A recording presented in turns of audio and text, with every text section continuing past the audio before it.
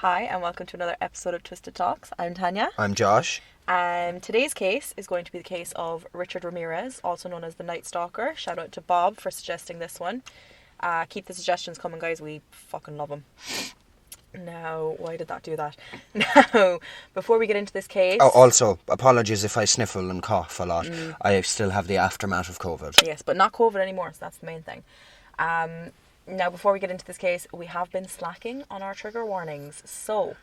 I'm just like, you're listening to a crime podcast, what do you expect? Yeah, but I suppose some people would be more sensitive to certain topics than to other topics. Basically, this case does involve the usual trigger warning for murder, as well as a trigger warning for sexual assault. I like how you said the usual trigger warning that we've never once used for murder. Yeah, but you know what I mean. You know what I mean. Trigger warning for sexual assault, as well as a trigger warning for crimes against children. So with that being said, if any of those are difficult for you to hear, please exit this episode and we'll speak to you in the next one. In simpler terms, buckle up or switch it off. Let's go. Vamos. Come on, it's your turn. Oh, was that your intro? Yeah, the whole lot? That's I didn't my know. intro. There we go. Okay. Your turn. Let's go. So, Richard Ramirez was actually born Ricardo Leyva Muñoz Ramirez, and he was born on the 29th of February 1960 in El Paso, Texas, which is where he also grew up. Ricardo's parents, Mercedes and Julian Ramirez, were Mexican immigrants. Now, as far as I know, I think Mercedes is actually Mexican-American, because I think she was actually born in America. Okay. But she had Mexican descent. But so I think she just, I don't know, I guess in an immigrant type of way, she was lucky to have been born in America to be considered, as far as I know, a citizen. An American citizen, yeah. So Ricardo became known by his family as Richard, Richie or Ricky, so hence why most people will know him as Richard Ramirez. Ramirez was the youngest of 5 children. Richard's siblings all had birth defects. Some of the siblings had birth defects because of the US government conducting nuclear bomb tests in the nearby Los Alamos during Mercedes' pregnancies, while some of the siblings had birth defects because of Mercedes' job at a boot factory, where she had to mix pigment and chemicals that gave the boots their colour and shine, as well as treat the boots with fixatives so that the clour would remain.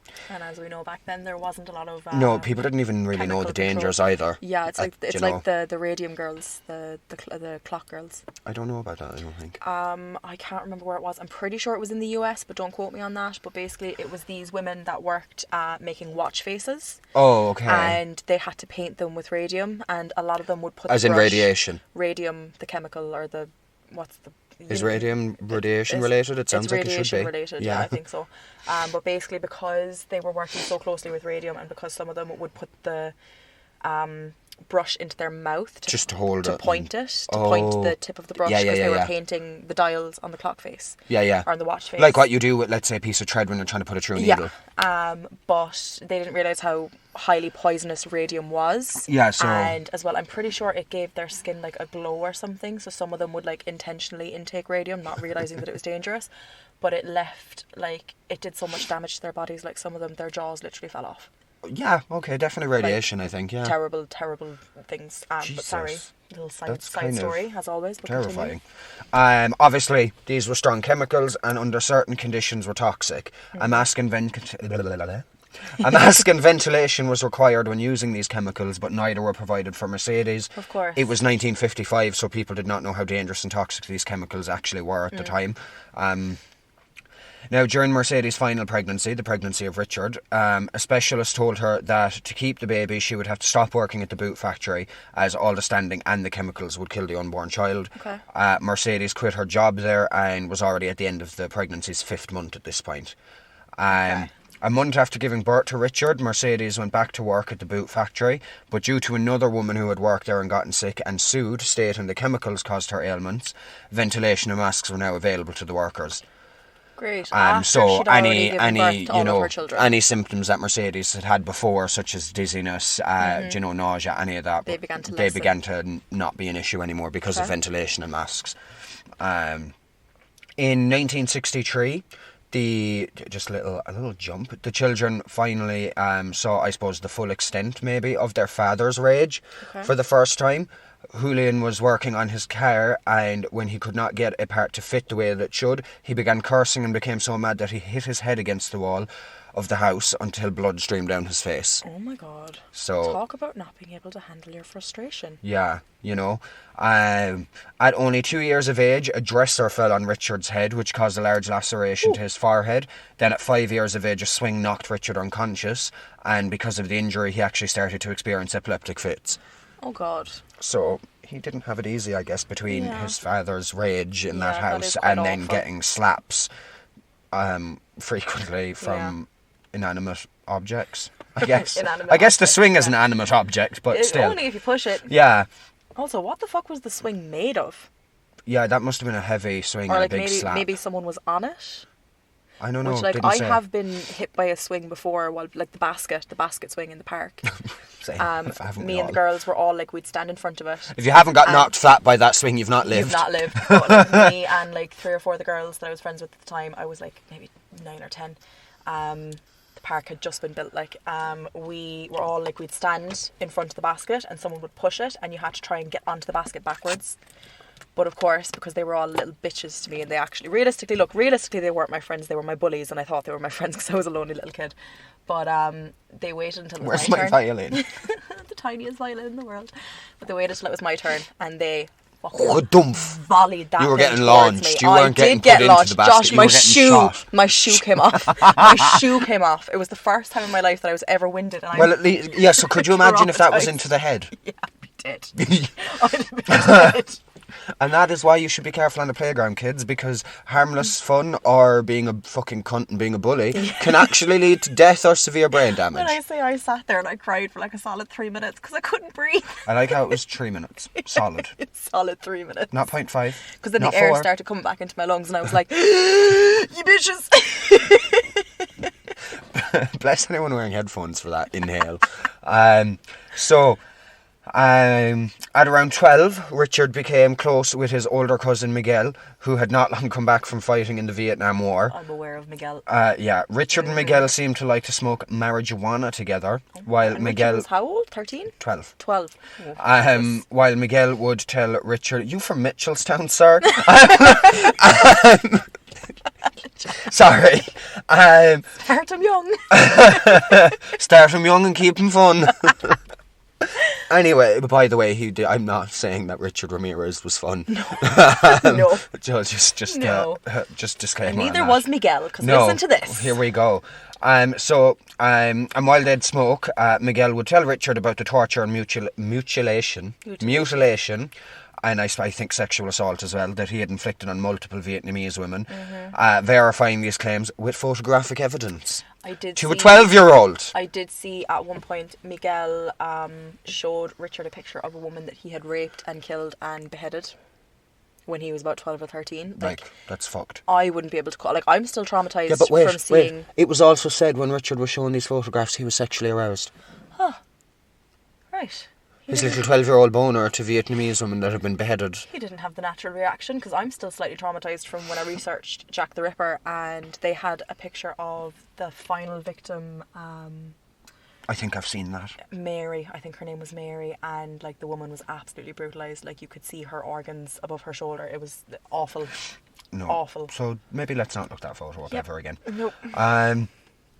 So at around this time, Richard was also looking to escape his father's violent temper, and he actually began to sleep in a local cemetery. It just gets creepier and creepier. Sorry, I had... Had the shiveries? No, I had an image flash into my head. Oh, okay. Keep that image. No, I don't want it. You can tell me later. Anyway. No. Yeah, I'm going to tell you anyway. Yeah. No. Remember that You're fired from the podcast. Remember that boy that got murdered in Dublin a couple of years ago? Keane Mulready Woods. I recognise the name. The rain one to fuck off. But basically someone that I know, someone very close to me, I'll tell you after who it was, because I don't know if they want to be mentioned in the podcast, was added to a WhatsApp group chat with a bunch of people she didn't know, and the pictures were sent in. Oh dear God. And she showed them to me, and I was like, delete that shit off your phone right now. Leave that chat, delete WhatsApp, you don't need that. They just find their IP address, block it. People seem to forget this is an actual human being, this was somebody's son. Yeah, do you know what I mean? Don't be disrespectful, please. But sorry. Continue.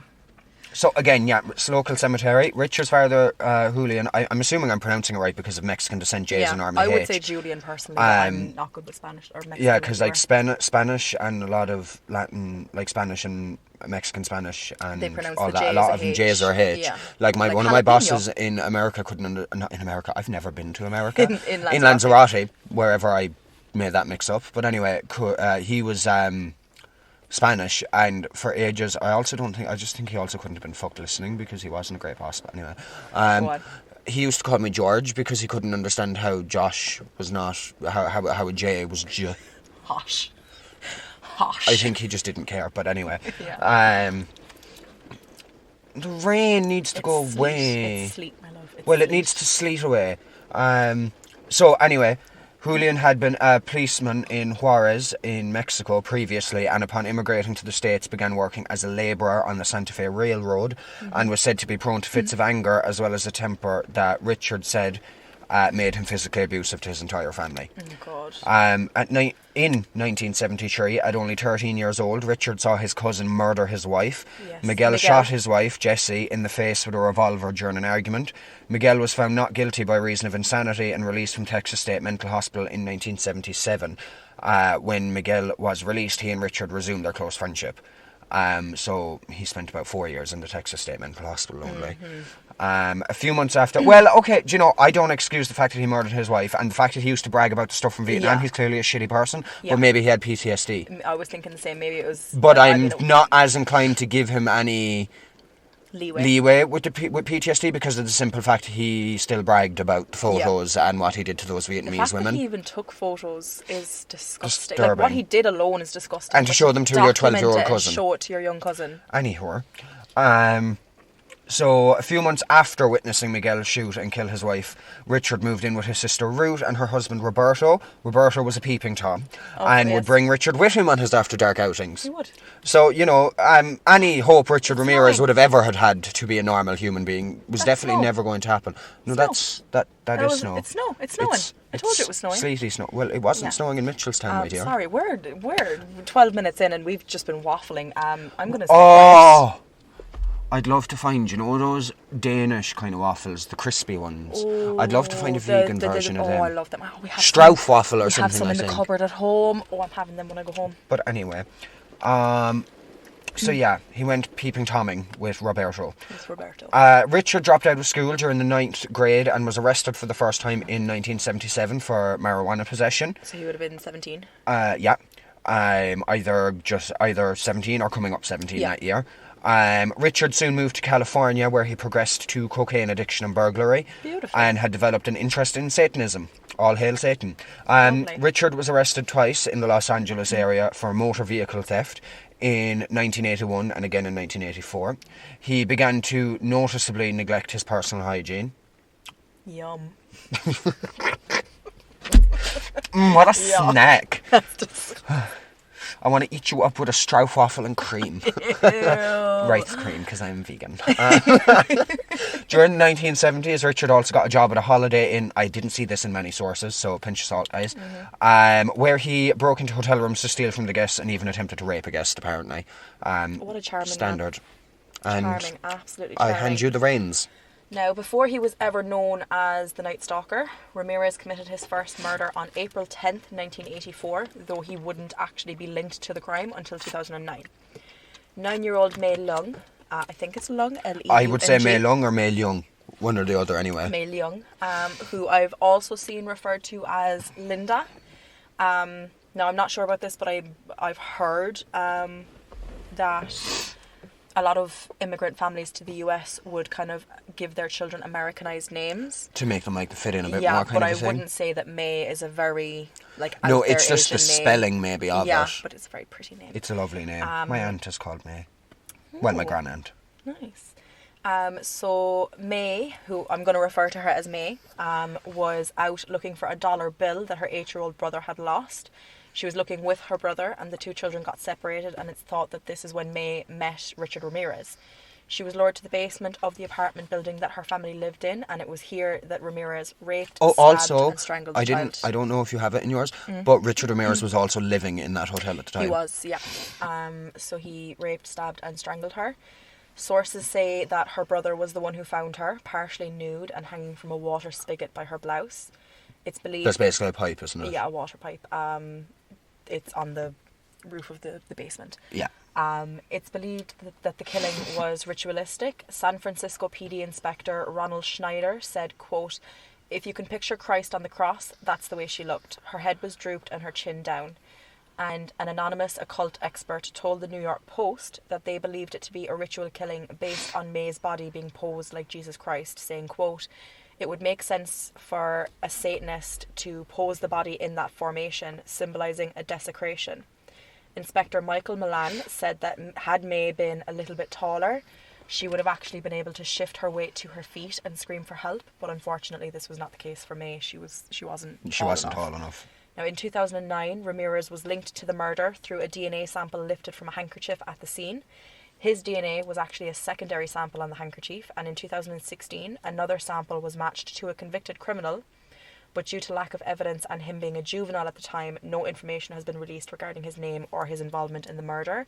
I think once you've done something and it's been proven in court and you're convicted and it's 110% that you did it, your privacy should go out the window. Yeah, fuck yourself. Now, as I say, unless it's petty crime or something small, you know, okay, you don't deserve that held against you. But anything like, you know, abduction, sexual assault, murder, anything like that, I think your name should be name and shame. But I think the reason they didn't release his name was more to do with evidence, the fact that they had such a lack of evidence, and I suppose if it wasn't a case of him being involved, you've also just linked to juvenile someone's life as well. Well, they're already convicted, but yeah, we don't know what for. There is a lot of what's the word? Not hearsay, not controversy. Speculation. Speculation. Thank you. There is a lot of speculation surrounding that murder and whether Ramirez was an accomplice or whether he was the kind of more dominant unsub in this, me using Criminal Minds terminology. Yeah. But either way, there was two DNA samples. I don't know if it was semen, but there was 2 DNA samples found in that handkerchief. So, yeah, that's awful. Terrible. So, moving on to what would have been at the time his first known murder, because as we said, 2009 wasn't linked until then, yeah. Which is horrible. Like, her family went so long without any answers. And even the answers aren't nice answers. And nothing is good about it. It breaks my heart to think of any family going through that, but especially when she was so young. Like, so young, and as well, they'd obviously, if they were an immigrant family, they'd come to America for a fresh start and their child gets murdered. Yeah, it's fucking awful. Like. On the 28th of June 1984, Richard committed his first known murder. Ramirez raped and stabbed Jenny Vinco, a 79-year-old widow. Jenny was found in her Los Angeles apartment, nearly decapitated. Richard Ramirez's fingerprint is found on a window screen that he'd removed in order to enter the apartment. Now, as said, while the murder of Jenny is said to be the first victim of Richard, later in 2009, is, as mentioned by Tanya, we now know that the first actual murder that we know of was of 9-year-old male Young in April of 1984, which was actually only around 2 months before the murder of Jenny. So they were close together. Yeah. Now, I forgot to put ages in. So I'll give you an approximate age where I can, but for the victims that I'm going to be speaking about, they range from late 20s all the way up to the late 80s in age. So at 11:30 p.m. on March 17th, 1985, Maria Hernandez was returning home. She entered the garage, or garage if you're American. Garage. And the automatic light came on. She hit the button to close the... Why does it keep doing that? Every time I try to scroll down, my phone just goes... and it brings me to the bottom. But as she went to enter... She hit the button to close the garage door, and as she went to enter the home, which she shared with her roommate, Dale Okazaki, she heard what she described as an undistinguishable noise, which Detective Gil Carrillo later said was the sound of Ramirez slamming his hand on one of the cars in the garage to attract her attention. Maria turned... Subtle. Very subtle. Maria turned to see Ramirez pointing a gun at her. He stood approximately 20 feet away. Maria slowly... It was a big garage. It must have been. He must have been on like the other side to the door that she was going into. I know, but still. So Maria slowly crouched down, pleading for her life, terrified of this stranger who was pointing a weapon at her. As Ramirez fired the gun, Maria automatically raised her hands to defend herself, and as the automatic light in the garage went off, the bullet actually ricocheted off her keys. But with the force of the shot, it still knocked her to the ground. And I assume that Ramirez thought that he had succeeded in killing her, because next he entered the house pushing Maria's body out of the way as he did. Once the door shut, Maria ran for her life, hearing another gunshot.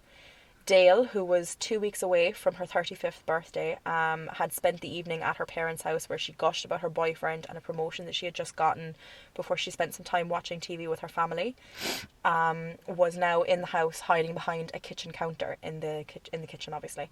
But unfortunately, Ramirez spotted her and he shot her in the head, killing her. Oh. Now, as Ramirez left the house, he came across Maria again, because, as I said, she had run for her life. She was going down an alley by the house and she saw him come out the front door. Yeah. Excuse me. He pointed his gun at her and she begged him not to shoot her again, at which point he bizarrely lowered his gun and left. He was like, okay. Okay, fair enough. He said please. Maria went into the house, where she found Dale and immediately called 911. Dale was described as someone who loved to make other people happy. She was kind and caring and always willing to help her friends and family. Sad. Very sad. Now, next victim, I looked up the pronunciation of the name, so I think I have it down, except possible apologies for the surname. Okay. The next attack took place on the same night. Sailian Yu, also known as Veronica, was a 30-year-old student at the Art Center College of Design in Pasadena. While travelling home in Monterey Park during the early hours of the morning on March 17th of 1985, she was stopped in her car by Ramirez at 500 North Alhambra Road, also up in Monterey Park area, dragged from her car and shot to death. And that one's very short, not much to it, but just as awful. Sorry, I can't get my drink in the cup holder, so I'm just going to leave it there. So the next murder took place on March 27th, 1985. Ramirez broke into the home of Vincent and Maxine Zazzara. According to one source, he had actually burgled that home a year earlier. Once inside, he shot Vincent, killing him instantly. Maxine had been woken by the gunshot, and Ramirez proceeded to bind and beat her and then raped her several times. While Ramirez was ransacking the house, Maxine actually escaped her bindings and she grabbed a shotgun, but she didn't realise that it wasn't loaded. Oh. As Ramirez turned around, she attempted to shoot him, and he became so enraged that he shot her 3 times. Oh yeah, I'm here trying to break into your home and how possibly dare kill you you, but how dare you try and defend yourself? And I've sexually assaulted you, so why would you shoot me? Scumbag. But anyway. I'd say God's gift, but he's more Satan's gift. Satanism. I wouldn't even do it to Satan, to be honest. So he then also stabbed her before carving an inverted cross into her breast and gouging out her eyes. Oh my God. So he was really angry that she had tried to defend herself. Oh, the eyes. Yeah. I hope she was dead for that. Yeah. I hope she'd already died before he did that. Well, he had shot her 3 times and stabbed her, so I'm assuming. I'm assuming, yeah. But I would not like to be still alive for that. This next part is disgusting. I'm warning you now. Okay. Ramirez then attempted to have sex with Maxine's body. Oh. But found himself so shaken by the fact that she had tried to shoot him that he couldn't get it up. I don't know whether to laugh or cry. I'm just grossed out. Like, necrophilia. He clearly had no respect for his victim. Well, I mean, what killer does? Yeah. He then stole a jewellery box from the house before leaving, which he apparently kept in his apartment up until he was arrested, as a little keepsake. A little bit of evidence out there for him. He ended up leaving a clear footprint at the scene. The same footprint was later found in concrete at a construction site after an 8-year-old girl had been abducted from her bed and driven to the site where she was sexually assaulted. Yeah. The Zazzaras were either found by a business acquaintance on the morning of March 29th or by their son, sources differ, and the couple who had lived in their home for 8 years were described as loving parents to Vincent's 2 daughters and 3 sons and Maxine's daughter, as well as doting grandparents to their 4 grandchildren. One neighbour said, quote, "They were very friendly, outgoing people," and noted that Vincent loved to plant trees because, as he said himself, he liked to dig holes. I just like to dig holes. I just like digging. Yeah. And that's all I have on the Zetzara murders. So then we move on to May 14th of 1985. Ramirez crawled through an open window of Bill and Lillian Doy's home in Monterey Park. That's creepy. That's really creepy. Ramirez shot Bill in the head and sexually assaulted his wife Lillian. Bill managed to call 911 before passing out. Bill's call, obviously I'm assuming he called from a landline, because Bill's call to 911 showed the address on the police dispatcher screen as he was dying, and police said Bill calling saved his wife's life. Because from what I know, if you call from a landline, your address comes up straight away, but if you call from a mobile phone, they have to trace. Pinpoint it. They have to pinpoint, yeah. Bill had not long retired as an international sales manager at Santa Fe Trails Trucking Company, and Bill had actually also served with the 442nd US Army Regimental Combat Team, which was a highly decorated Japanese-American unit. Oh. And that's all I have on them. So the next murder was the murder of Mabel Collings Bell, better known as Ma, and her sister Florence Collings Lange, who was better known as Nettie. So I'll be referring to them as Ma and Nettie. Yeah. So on May 29th, 1985, Ramirez broke into the home of Mabel Bell, better known as Ma, and her sister Florence Lange, who was better known as Nettie. Nettie is described as being an invalid, and Ma... Well... Josh. So Nettie... No, I didn't mean it like that. Oh my God, you horrible brain. Not even you... You horrible brain. What did you mean then?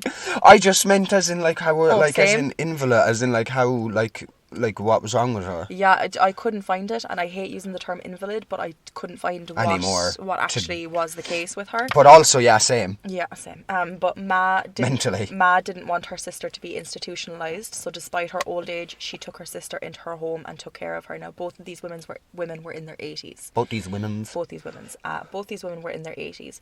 So once in the house, Ramirez beat both women viciously with a hammer he had found in the kitchen. Ma was shocked with an electrical cord, and Nettie was raped before having a pentagram drawn on her thigh with Ma's lipstick. The pentagram was also drawn on 2 walls in the house. On June 1st, a gardener who found it odd that their front door was open entered the house to find both women lying in their bedrooms. They were actually still alive. Oh my God. 2 days later, they were still alive, but they were in critical condition and they were comatose. Jesus.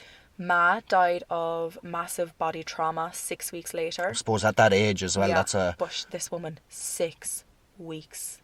Yeah, she clung to life for 6 weeks. Fair play to her. So she actually ended up passing away on July 15th. And while Nettie actually survived, she could no longer speak and was hospitalised. And she passed away on August 7th, 1985. And just remind me again, Nettie was the one who was... The invalid. Yeah. Yeah. Ma, who had been widowed quite young, worked hard to support her 2 children, and later in life she helped put 2 of her grandchildren through college. She was described as a gutsy, independent old lady. Bless.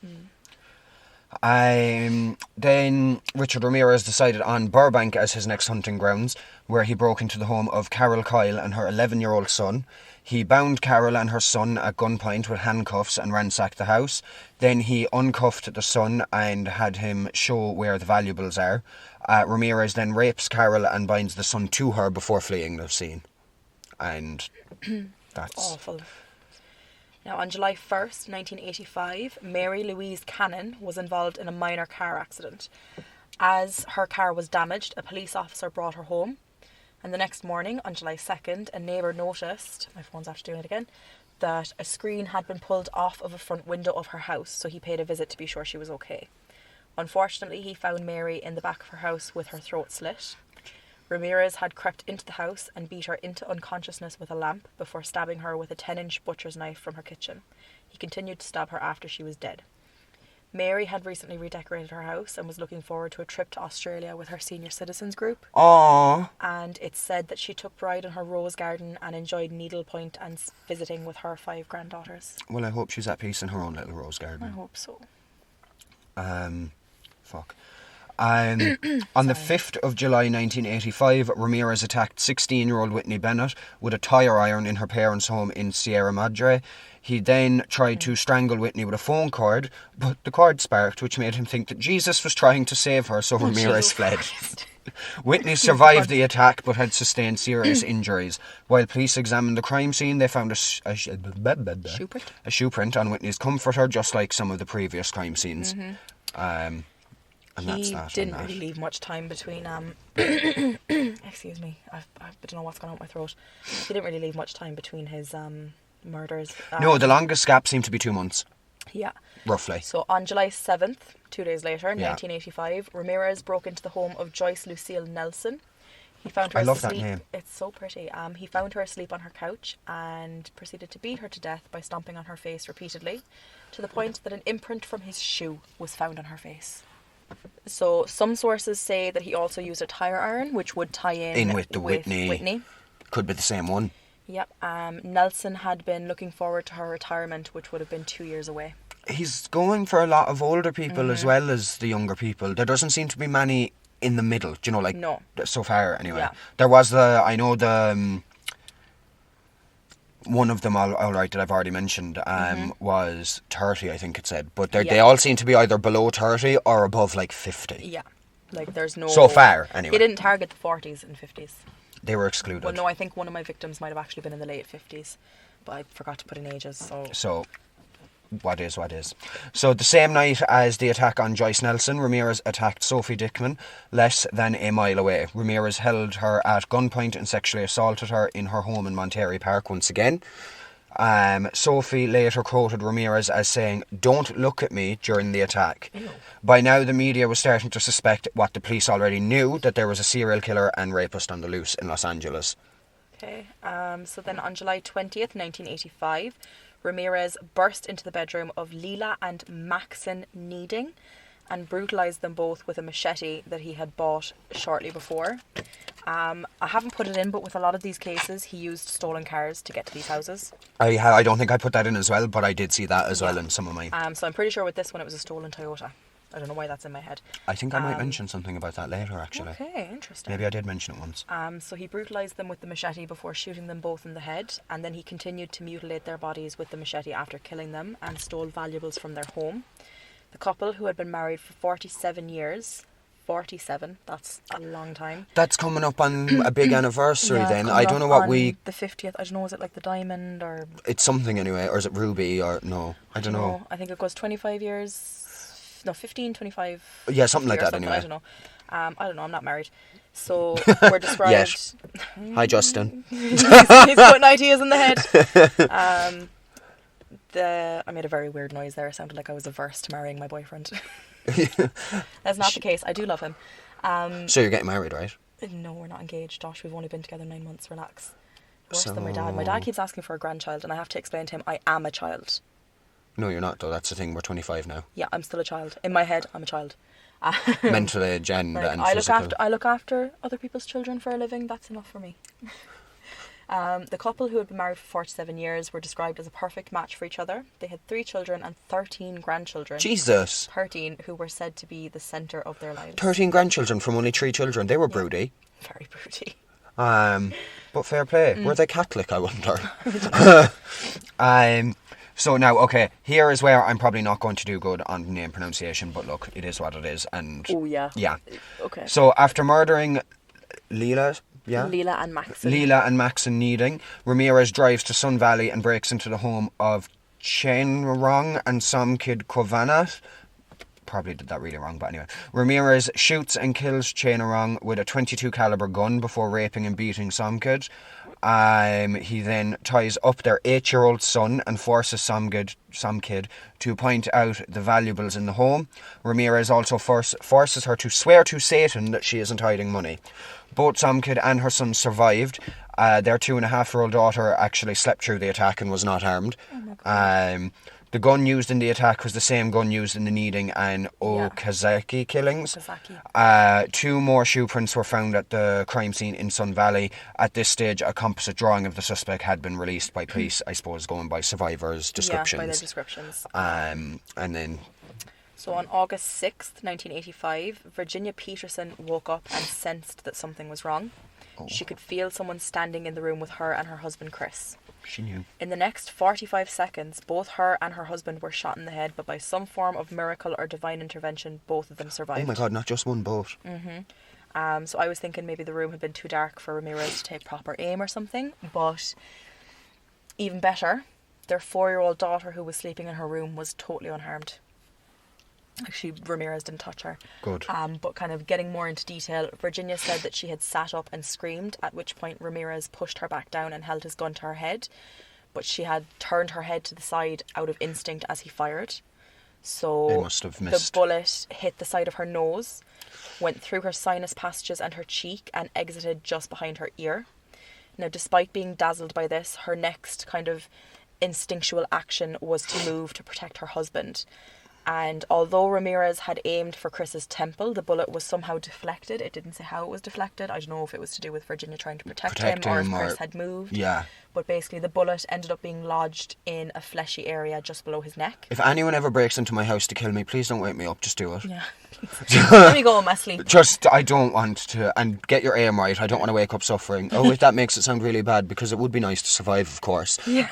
But Josh, please just be quiet. Okay. Anyway, Tanya, as you were. So Chris then sprang up from the bed, and he was going for Ramirez. Like he said, I didn't take the sulky. I didn't take the actual quote, but he said I was coming for him, and he knew I was coming for him, or something along those lines. So Ramirez tried to shoot Chris again, but shot him, and it went through the bedroom window. Why are you laughing? I can't say.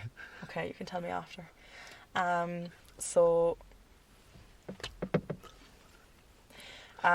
You're disgusting. I know. So that's why the boys like me. That's why the boys like me. So the next shot missed him and went through the bedroom window, and it hit either a camper or a caravan that was parked outside. And the bullet after that also missed him.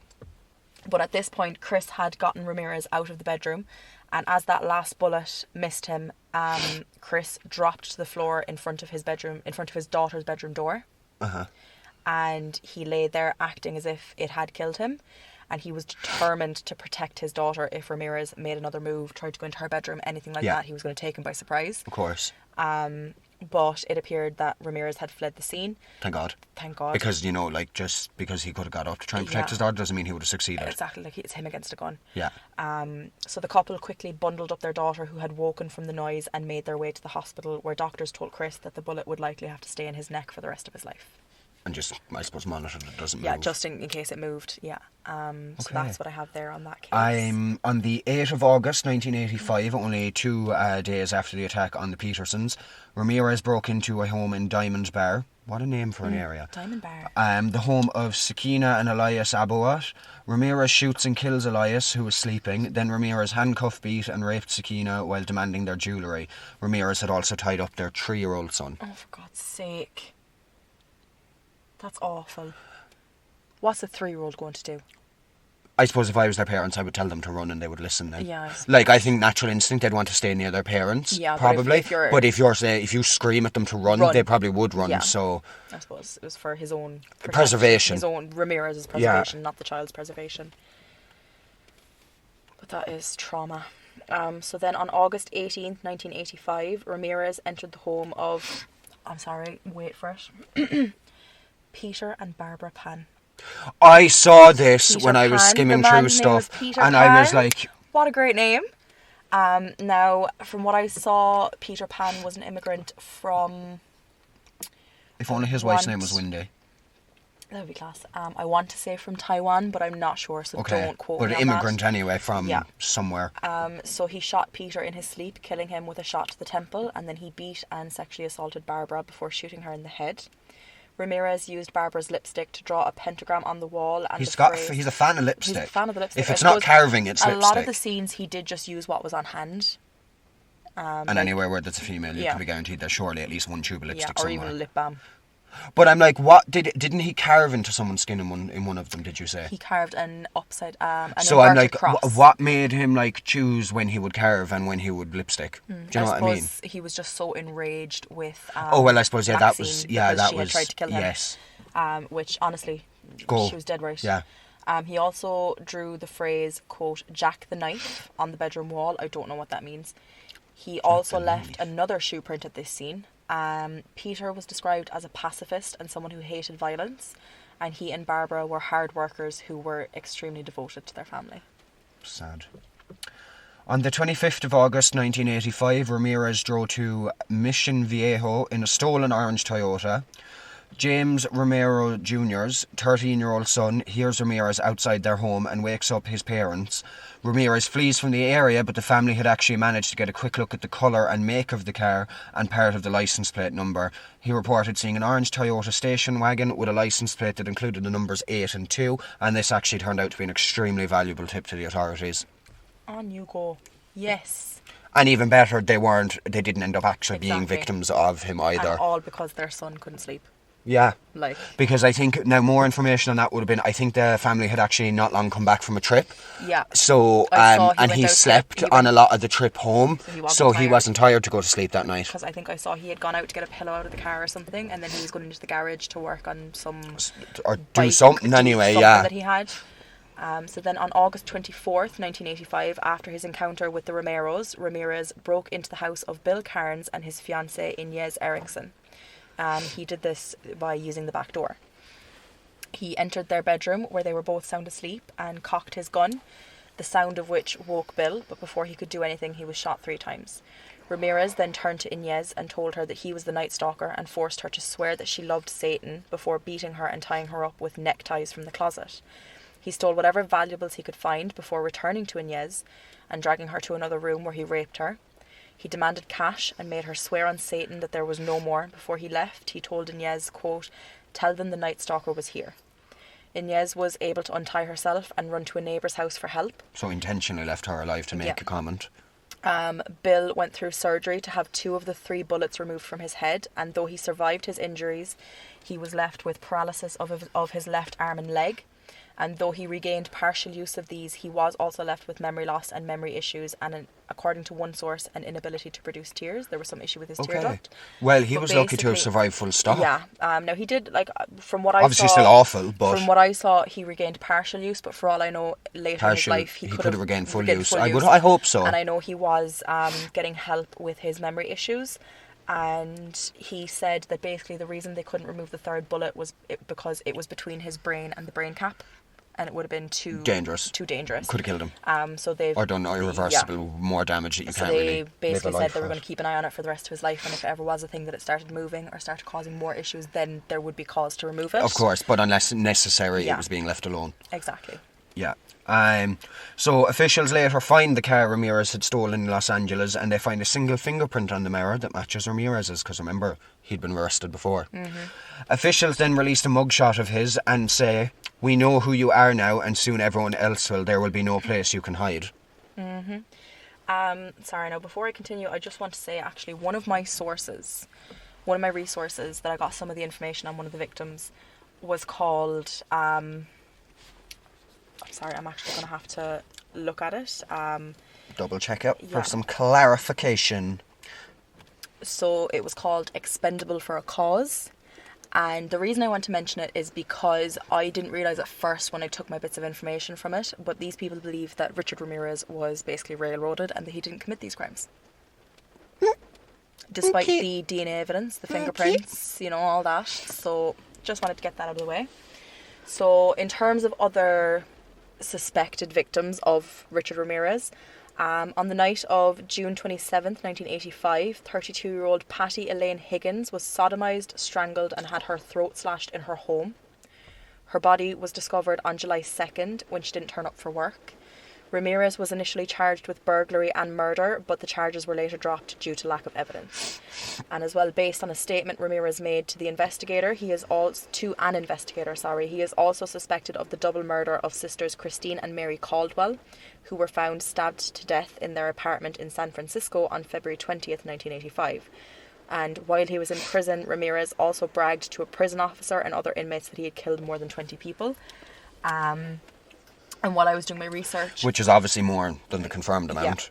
Yeah. And as well, while I was doing my research, in addition to that 8-year-old girl who was abducted from her bed and assaulted at the construction site, there was mentions of other children, the youngest being 6 and the oldest being around, I think, 9 or 10, who were also abducted and sexually assaulted that were kind of attributed to Richard Ramirez, but I didn't include them in my research. Like because it's not solid, it's not potential. Solid. I couldn't verify it, and as far as I know, he wasn't charged. And as well, I just wanted to say, in addition, he was never charged with Mei Leung's murder because at that time he was already on death row. Yeah. So I suppose there's no more that they can do. As much as the family deserved justice, there wasn't any more that could be done to him. And that's what I have on his other suspected victims. Okay. On the morning of Friday the 30th of August 1985, Ramirez boarded a bus to Tucson, I believe it's pronounced, even though it's spelled Tucson. Tucson, Arizona. Yeah, Tucson. Ramirez wanted to visit his brother Robert, who was living there with his wife Samantha and their 2-year-old daughter Betty. Ramirez was not aware that he had been linked to the Night Stalker crimes and was all over the news outlets and all over all the newspapers and whatnot. So when Ramirez arrived in Tucson, he tried calling his brother, but there was no answer. He waited around the bus depot for a while and tried to call his brother again. This time his brother's wife Samantha answered the call, and she told Ramirez that Robert wasn't there, but that he should be home soon. Samantha did not invite Ramirez to the house, and Ramirez did not ask to come over either. After about an hour, Ramirez called again, but Robert still hadn't gotten home. He told Samantha he would call back. As he tried to kill more time at the bus depot, he began to notice plainclothes police officers entering the terminal. Ramirez did not know that the LA Sheriff's Office had been in touch to let officers in Tucson know that Ramirez had a brother there. These plainclothes officers were actually looking for Ramirez, but remember, Ramirez himself still didn't even know that he'd been linked to the crimes and was all over the newspapers. So he was just like, okay, I don't want to be around all these cops, but he didn't think, he didn't think they were looking for him.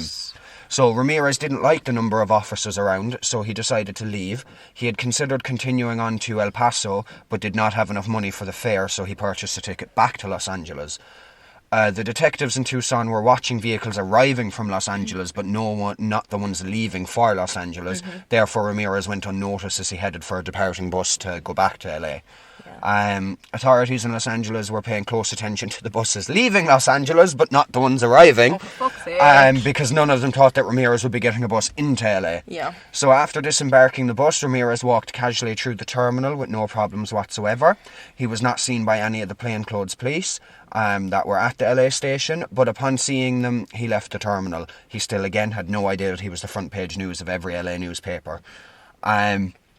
Ramirez headed to Mike's Liquor Store on Southtown Avenue, where he bought some coffee and a sugar-coated pastry, keep the blood sugars up. Treating himself. While waiting for his change, he noticed some elderly women at the back of the store who looked frightened and were pointing at him. Ramirez heard one of these women say El Matador, which translates literally to the killer.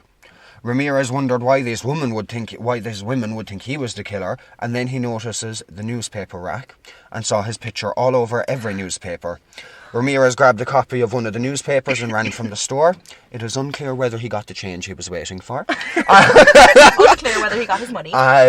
Before Ramirez had gotten far, the store owner had already called the police, and soon every police car in East LA was speeding towards Southtown Avenue, and not only police cars, but helicopters were also dispatched. Oh, they were looking for him. They were not. They were looking for him. They were not taking the piss. They were intense. Yeah. As Ramirez ran, he read the newspaper's account of his identification. Sorry, I just have a mental image of him with the newspaper. And just running. And I was running. It's like something you'd see in a cartoon animation. Yeah.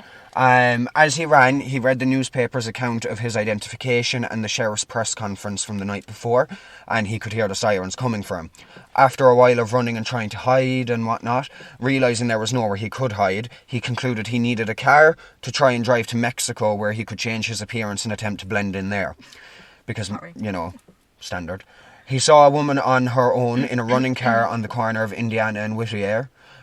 He tried to hijack the car, but the woman screamed for help and two men came rushing toward the car, one being the woman's boyfriend, who had only been inside a shop getting them some coffee and breakfast to go. At least one of the men recognised Ramirez from the newspapers. Richard ran off down an alley and was pursued but got away. And just to clarify, was pursued by one of these men, if not two of these men, not by the police. They were obviously still skeeting around looking for him. After more failed attempts at stealing cars to escape to Mexico, because I think there was a couple attempts, he tried again. This time he attempted to carjack Angelina de la Torre. He shouted at her in Spanish to give him the keys, but she refused. Angelina's husband Manuel ran out of his house and hit Ramirez in the head with a metal pole. On you go, Manuel. Neighbours who had heard the commotion came outside and they all surrounded Ramirez. According to the local police who first responded to reports of a fight in the area, the crowd was pointing at newspapers, holding them up and pointing, saying that the man they had trapped was the Night Stalker. Richard Ramirez was obviously arrested at this point. Stop. I always thought the police caught him. That's amazing. That's fucking amazing. I love that. It was a good, strong community. Yeah, also there's no chance of anyone ever carjacking me because I always have my doors locked. And also I can scream real loud. Unless it's me, you'll unlock them unsuspecting. I can't drive though, so... Crash straight into a tree. So then on July 22nd, 1988, jury selection began for the upcoming trial. At the first court appearance, Ramirez raised his hand to show a pentagram drawn on it and shouted, "Hail Satan!" As you do. Now, Satanus. I do think that's one of the more famous pictures of him, the one where he's in court in handcuffs and he shows his hand and you can see he's drawn a pentagram on his hand. Yeah. So then on August 3rd of the same year... Did they still make him swear in the Bible then, or no? I wonder.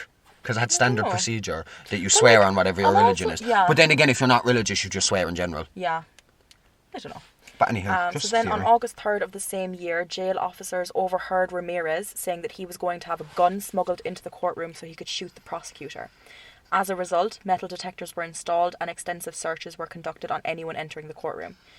On August 14th... And it's not like he sounded like someone who had friends. Who's smuggling it? Yeah, I was thinking the same thing. I was like, this man has no friends. Unless now Miguel is going to bring it in for him. So on August 14th, the trial was interrupted when juror Phyllis Singletary did not arrive at the courtroom. Later that day, Phyllis was found dead from gunshot wounds in her apartment. Yeah, I thought that was very sus. This created a sense of terror within the remaining jury pool. Was that coincidence or...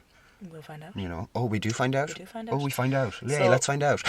This created a sense of terror within the remaining jury pool as the jurors were scared that Ramirez had somehow arranged the murder from prison.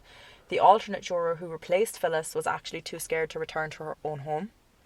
However, it was later determined that Phyllis had been killed by her boyfriend, who then went on to commit suicide with the same murder weapon in a hotel. Okay. On September 20th, 1989, Richard Ramirez was convicted of all 43 charges brought against him. This included 13 counts of murder, 5 counts of attempted murder, 11 counts of sexual assault and 14 counts of burglary. And bear in mind, we've 13 counts of murder there. If Mae Leung was considered, it would have been 14, and he claims that he murdered over 20 people. Yeah. So that's at least 6 more people and at least 7 more counts that should have been on that. It's fucking crazy, like. Unless he's just blowing his tooth and it's not. Year? Yeah, or a year and I'm like, did he murder these people at the same time during when he was murdering all them, if he's telling the truth, or did he start earlier than Mae Leung? Then earlier than is known. So there was also 14 counts of burglary. In the penalty phase of the trial, on November 7th of 1989, Ramirez was sentenced to death in California's gas chamber. He said to reporters after this sentence, quote, "Big deal, death always went with the territory. See you in Disneyland." End quote. Okay. As you do. I know where you're going, Disneyland. So, a Satanist, murderer, and his apparent idea of his heaven is Disneyland. Yeah, Disneyland fanatic. Now, the trial cost $1.8 million, which is approximately $3.93 million in 2021, which made it the most expensive murder trial in the history of California until the O.J. Simpson trial in 1994. Okay, so she was an expensive one. Yep. In terms of romance, there is no shortage of women who reach out and even visit inmates on death row and want a romantic connection with the inmate. I'm sure there's men as well. I'm not just singling out women, but in this case, it's the women. Richard Ramirez was no exception to this. Freelance magazine editor Dorian Loy married Ramirez in 1996. Sorry, what? Married. She married him. She married him. He was stinking. He was roofing. In 1996 at San Quentin prison, after an 11-year courtship in which time she wrote him 75 letters. Over 11 years? Yeah. Only 75? It doesn't sound like a lot, does it? Oh, hang on, let me do some quick maths. There's 12 months in a year, so like... 11. So that's about 6.8 letters a year. Slow. Well, I don't know if the maths is correct. One of Doreen's friends said on her wedding day that Ramirez was attracted to her because she had said she was a virgin. And the way that's phrased, I don't know whether they're implying she wasn't or what, but anyway. Doreen left Ramirez in 2009 when his DNA matched to samples collected at the 1984 murder scene of 9-year-old Mia Young. Because you can kill everyone else, but that's... You can kill everyone else, you can gouge a woman's eyes out and try to have sex with her dead body, but I draw the line at this one. Wow, she's got principles. Yeah. Oh my goodness. Now, after his marriage to Doreen ended, Ramirez was still getting letters from women. Not long after Doreen left him, now there's conflicting resources out there about this and reports because this woman was kept quiet and didn't really talk much about it or say much. So, as you would think most would do. But he got engaged to Christine Lee, apparently, a writer. Christine and Ramirez never got married, as Ramirez obviously died before they could. Yeah. And how bad? Yeah. So on August 7th, 2006, Ramirez had his first round of appeals, which was unsuccessful when the California Supreme Court upheld his convictions and his death sentence. On September 7th, 2006, the California Supreme Court denied his request for a rehearing, and he had additional appeals pending up until his death. Okay. So my last little section is mental health.